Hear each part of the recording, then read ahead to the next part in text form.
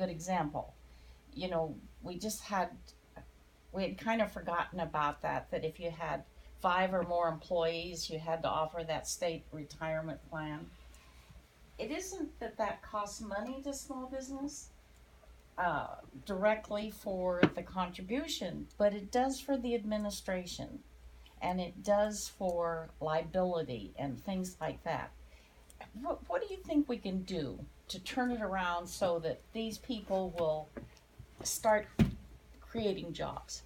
Well, let me just take your whole long thing Okay. and start with the components. Numbers. You started with 2007, which Yes. was like just near, like I got that unique point where we were just enjoying an amazing economic boom, and we were just going to hit the 2008, Right. liquidity crisis. So you're just like at the top of the real estate market. Everything is great, The peak. and we do this.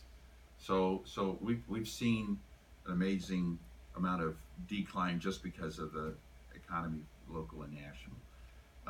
And then you also were good enough to include the word underground economy. So I have a real burden for the underground economy. That's what I want to address. It's been very difficult in Sacramento to do that. I have a Democrat that's been good about it, Senator Bill Monning out of Monterey. Uh-huh. But the underground economy really started flourishing in the Great Recession because they were hiring the deadbeat dads, the undocumented workers, and they could now underbid, contractors, pool builders, you could underbid everybody because they weren't paying the workers' comp, they weren't paying payroll taxes, and so the guys that were following the rules were getting hammered because they couldn't compete, because they couldn't bid so low that they just trade dollars. So we've got a major issue there, and a lot of that has to do with good assistance to our law enforcement, to our district attorneys. They've got to go in and find, who's buying all the lumber from Ganal and building things, but where's the permit, and where's the workers' comp, where's the payroll tax, and that's a lot of work, but that's what we have to do. I had a client, I saw him, former client, I saw him at a function, 2007, 2008. I said, Denver, how you doing? He says, well, last year I had 400 employees. This year I have 0. I mean, that's how big the recession was, and he was in construction, and you just can't compete with that underground economy. So we've been working on that. I'm trying to do that, but I don't have a lot of answers for you because I voted against secure choice. I argued against secure choice. I beat up Kevin DeLeon in public employment and retirement committee. I took him on where I'm taking on the president pro tem, which is really stupid because he can take me away off of all my committees, right? But I took him on. I took him on the floor. In fact, secure choice passed at the very last night, like in the middle of the night, and it comes up, SB 1, 2, 3, 4. 1, 2, 3, 4. And it comes up, and it was funny because I found out afterwards we have a fellow program where kids can work for us through Sacramento State. It's a nice program.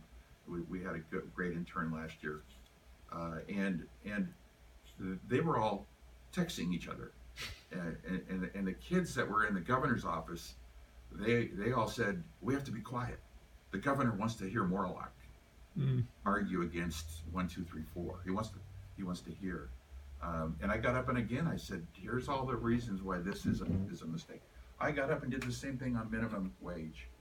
I said, businesses are going to have to raise their prices 20% to cover the minimum wage, because if they have labor-intensive businesses, they're going to have to charge more to cover the cost, but they're going to have to charge more because they're going to lose business.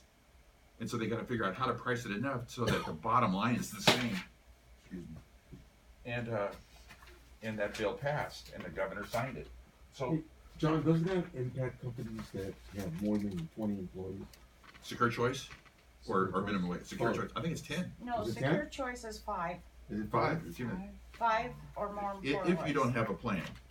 If Yes. you don't have a 401k plan for your employees, the government will provide one for you. Well, Or we it just can had be simple. Obama do My IRA. They just shut that down. No one wanted it. It's like, what is going on? And again, I we got to be careful that I don't sound like sour grapes. But when you have a super majority, and they all vote in a herd, I mean, rarely will they, deviate from the herd, because the Democrats will take out Democrats. They have that luxury. We just want to hang on to whatever we got as Republicans.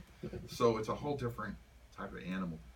So I don't have like super answers, but I got to nibble at the edges, So what can I do to improve things? So what I did this year is I was sitting on a plane. You're gonna fly a lot now, and the guy next to me is he's from Orange County, and it turns out that his CPA is one of my former employees from 25 years ago, partner in a good firm in Orange. And he says, I run real estate. If I said the name of the company, you'd know who it was. And the state requires us to purchase a bond for our renters because they pay deposits. And so that money has to be protected. And so if someone who's not licensed takes that money and absconds it, we're responsible for replacing it, of course. But now the state wants you to have a bond to protect that money. He says, so an auditor comes in and visits my business. And he says, do you have a bond? He says, no, I have insurance. I have Fidelity Insurance, which covers loss of theft. And the employee for the state says, I don't have a box for insurance. So he was cited. And he had to buy a bond on top of the insurance. Right? And this is... Even though the escrow company... Yeah, everything's all there. It's everything. To hold the dollars. And so I said, okay, I'll do a bill. And so we did a bill, and so now you can have insurance or a bond. So now we added the box. But that's the kind of nonsense that we're trying to fix. So I'm nibbling on the edges. Like, where can I? Do I identify something? What can I fix? And it makes sense. Everybody goes, how do you not vote for that? You and Monty can carry the bill, and we can get more co-authors, and we can do something on underground economy, because I think it is. I probably get 3 to 4 calls a week of small businesses I've worked with for a number of years that say they have no choice but to go underground. That's right. I'm not going to rat them out. But one of the other things that could help is there's now a labor task force, and you probably know this. It's 4 agencies. It's Cal OSHA. It's DIR, it's Franchise Tax Board, EDD. and there's another one. Employment Development Department. Probably. But they only go to the list of legitimate small businesses. And this happened in Senator Fuller's district, where they came in at 7 o'clock at night on a Saturday night to a restaurant and bar, asked to see the payroll records. They have a bookkeeper off-site. They said they'd have them there the first thing Monday morning, and they shut down the restaurant and they lost the business for the night. But that money that they collect should not go 50% to those agencies. That's an unfair incentive, and we need to tackle that. And so there are things that we can do in that direction. But let me jump into minimum wage. What is your recommendation now that it's passed? You have a choice. Yes. Well, what some companies are doing is they're going to technology. Look at McDonald's. They're going to kiosks. They're firing everybody and going to kiosks. It's the ultimate goal is to keep your costs down. If you can't do it by wage, you're going to do it in some other fashion. And so much for helping the middle class and the poor. Well, You reduce your workforce. I mean, one of the things that you just mentioned was obviously all those people that had businesses that had employees now has been reduced. Now, one of the reasons why when my husband approached me as far as buying a franchise, the first thing I thought was, I don't know how to run this particular thing. Well, Then I read a book on E-Myth. You hire employees to do that. Oh, that's cool. So we are trying to work on our business, not in our business. But, and so we hire employees that know how to run our machines. We don't run our machines. So we're at the mercy when they don't show up, we don't have machines running. But then when there's not enough work to do, then they're sitting there idly. You know, do we let them go? Or do we, you know, we hope that sometime during the day the phone will ring and we'll get that machine running again. And so we have 2 employees there. They have exclusive jobs. So there's no cross training because we want one to do one thing and one the other, and occasionally they'll you know, cooperate on something, but they're distinct jobs. So with minimum wage increase, you realize that our workers' comp taxes go up because it's all based on payroll. And we are at a position where we want to hire good people, so we pay them higher rates to keep them. So it's, with minimum wage, it's really hard because when we first hired them, that was a nice salary. And now we're kind of capping that salary, and now minimum wage is going up. At some point in time, they're going to say, I don't need this job anymore. I want to go and I have $30 an hour or whatever somewhere. And at the time we hired them, that was a good salary, but it keeps moving up and up and up. So I don't know what we would do. My thought is we either cross-train and have that we get one employee and they do everything, but then we can't grow our business. We are now stuck because whereas we had 2 before that were doing things, so how do you grow it? So where it stands still, I don't know what to do. I don't think where we're headed is going to help you, but let me ask you. The hospitality industry has been really hit, and so everybody thinks about tip credits, but it's more than tip credits. It's total compensation. Small farmers in the Central Valley provide housing, and they can't count that as part of the salary. They have to pay the $15 on top of that. We have situations in my field, which is financial services. Good salespeople take minimum wage for a base and a higher commission. They're going to be hurt because mediocre salespeople do just the opposite. I'm going to have to cut the commissions on the good guys in order to increase the base. So total compensation is one of the things that we want to work on. It should be, you can't automatically raise your prices if the SEC sets your commissions. And so there's a lot of misunderstanding. We have not done a good job on telling the small business story. They think we're all rich and all we have to do is raise our prices, and it's not that simple. But there's 2 things we've come up with. One is a student exemption, and so that you do not have to train them and pay $15 an hour. The other one is total compensation. Would either of those amendments to the bill help your business? Maybe the student. But I do know that one of our studios, because I said we were a franchise, is in Seattle, and Seattle's at $15 an hour, Right. and they are suffering. And that particular guy, I even wonder how longer he's going to stay in business. Because he can't. A lot of his clients have moved out of the area. A lot of his clients, because Speak Pro Imaging is even though we do a little retail, it's mostly business to business.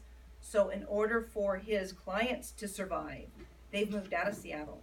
So now he's in Seattle and his clients aren't.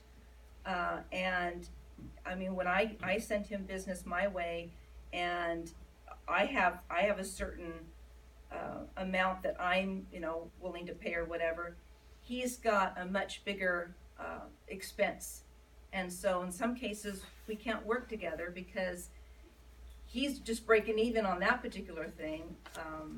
And I know, as I said, he's he's suffering. He's to the point where the last time I talked to them, the only way he's gonna be able to survive is move out of Seattle. And that's the only way he can survive on his business. Well, and Senator, I happen to be originally from the state of Idaho, so I was going home, and on the plane, I happened to be working. On the plane, the woman across the aisle said to me, you know, are you working? What are you working on? And I said, you know, I'm a small business advocate. And they were going to Idaho to move their business. And there was two other couples. Well, one was a single man and one was another couple. There were 3 small businesses on that plane to Idaho looking to move out of the state. So small businesses are moving. You get no arguments from me. I That's why I said know, thanks but, for staying but here. you know, I don't get you guys, you know. but it's But I've had scary. uncles move to Idaho as well. It's a beautiful state, Well, wonderful state. And, It's and nice. I it's nice wanted to suburbs move- in stay in Boise and Napa California. are great. If you can handle the winters, it's great. It's nice to move a business to a state like Idaho or somewhere else like that, or western Yeah. Texas, but you gotta have clients. Yeah, you do. And, we have a client base here, and now we gotta deal with the regulations, the taxes, and the unfavorable atmosphere small businesses moving. Let's switch to workers' comp. I think there's, do you wanna start off on workers' comp? Well, my primary was workforce skill. Would you do workers' comp? I have a problem. Start with workers' comp. Well, the biggest problem is actually workers' comp in terms of the, there's a lot of crime involved, and there has to be a mechanism to separate. For example, if you're driving down the street and you work for a baker and you get involved in a car accident, the first thing they ask you is when you go to the hospital, hey, were you actually under work environment? And if you say yes, then that incentivizes the doctors to actually charge more or get involved more. Even though the accident was not, for example, the driver's fault. So maybe separating that process from industrial medicine would help a great deal, because an accident is an accident. You already have an insurance. So when you go to the hospital, it shouldn't be if you are either on work or not off work. Does that make sense? Yes. So separating the two, because anytime then it increases your workers, your experience smart, and it just doesn't have a small business. So that's one of the main issues for me at least. I'd like to add a couple. We actually have 6 points on workers' comp fraud that we've been working on and in the assembly, and it didn't turn out this year, but we're coming back again next year. On workers' comp, the fraud is supposed to be done. The state gives a lot of money to the district attorney offices, and there are some of them that do a good job, but the majority of them, and I'm going to start with LA, can't do anything on workers' comp fraud because they've got too many other cases.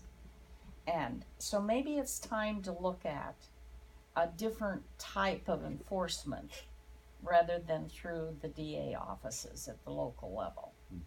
And so that's one thing that could help us. Another thing, and you would be excellent on this, I think it's time to consider not having the premium based on payroll, because everything's based on payroll.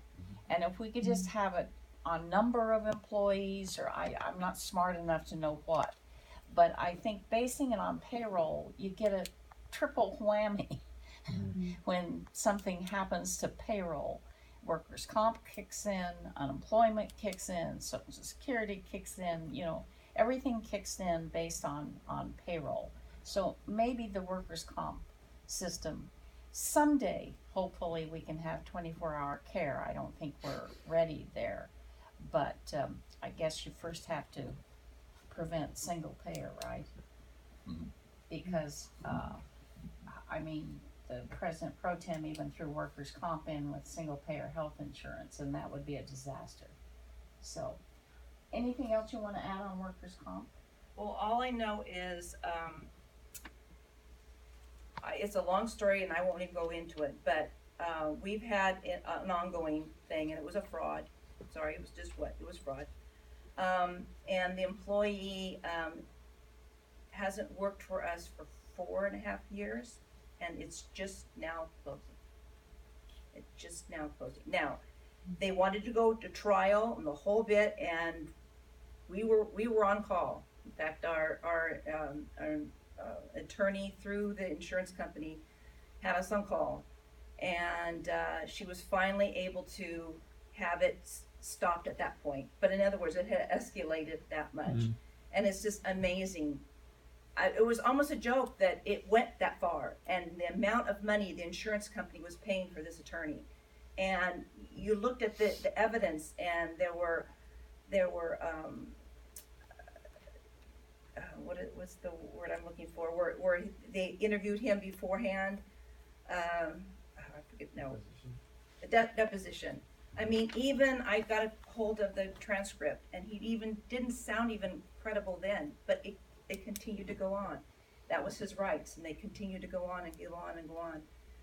And But Lorna, the other complaint small business has is that insurance companies won't prosecute, they just settle. Yeah.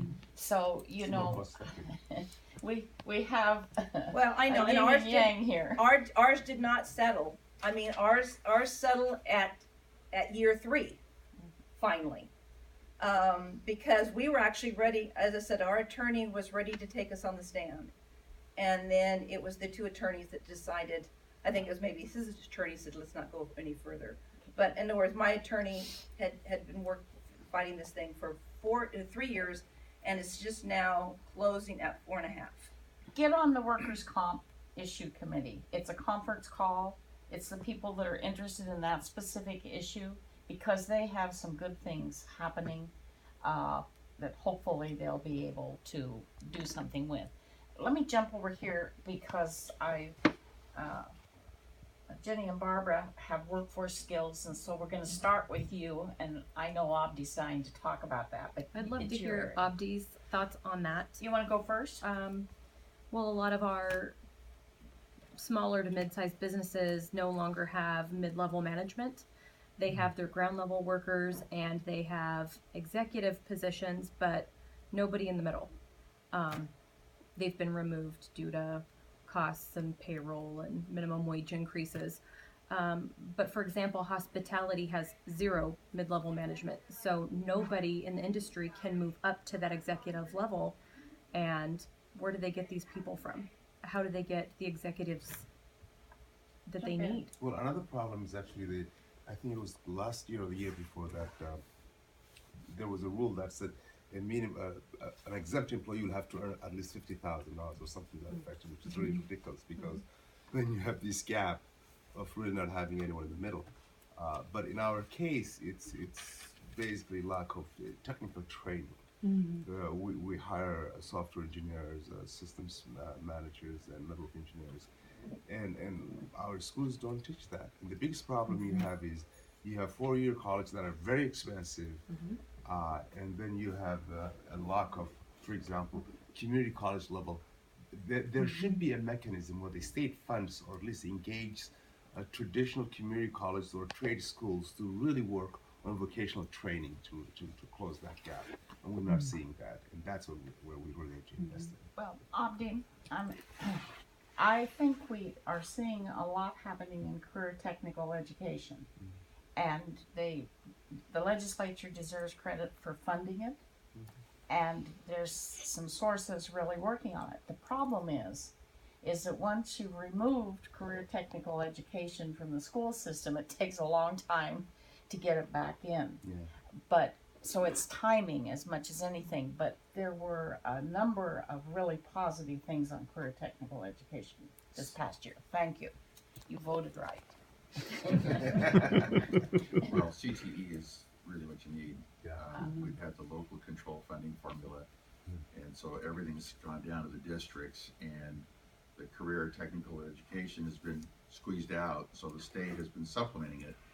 It was $500 million 2 years ago, down to 400, and Governor Brown just keeps wanting to reduce it, and so we keep pushing back. As a conservative, I'm asking for more spending, because I have businesses that come and visit and say, hey, well, we got the machines, we just don't have anybody that knows that's one. can operate them. You're not training them to do that kind of stuff. Not everybody wants to go to college, so you got to train them to do other stuff. that's available, and so the state has, you know, been following Governor Brown's, you know, agenda, because that's how it works. I sit on the Budget and Fiscal Review Committee, and I sit on Subcommittee 1, which oversees education. So I've been learning a whole lot the last 2.5 years, being responsible for K through 12, the community colleges, UC, CSU, Hastings. It's really been interesting, and so it's going through an experiment, and so it's up to the, you know, the local districts to figure out how much they're going to put in themselves, or whether they're going to use ROP or whatever they're going to do. There are some businessmen here in my district that are getting a little frustrated, and they're doing a conference in February, trying to get people together, businesses together, and educators together. You know, they asked me to speak, but I said, look, I just gave you the speech. You know, here's what it is. I don't know what more I can add to it other than, you know, you've got, you know, a governor who's doing things, and everybody's got to, you know, he's part of the majority party, and it all just sort of works that way. But we've been vocal, at least Betty Jo noticed.